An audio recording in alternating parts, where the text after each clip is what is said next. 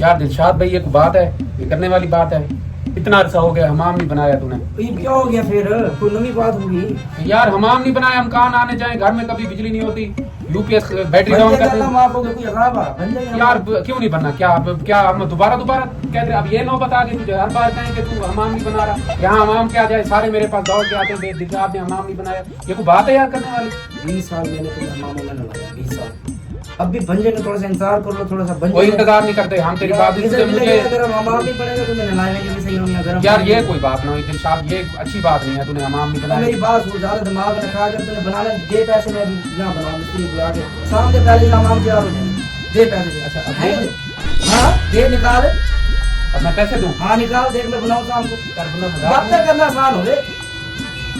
अच्छा यार ना बना, छोड़ बना। क्यों ना बनाऊं? छोड़ ना बना। अच्छा ना बना ना। हाँ, नहीं अब तो देगा पैसे। नहीं, नहीं। बनेंगे हम। अब यार मैं हाँ। आवाम की बात कर रहा था।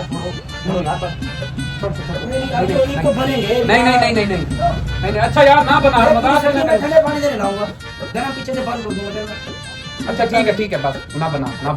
ये कोई बात है यार? यार पैसे मैं दूं? हाँ अब तू नहीं देगा, नहाएंगे नहीं तुम देना गरम पानी के अंदर।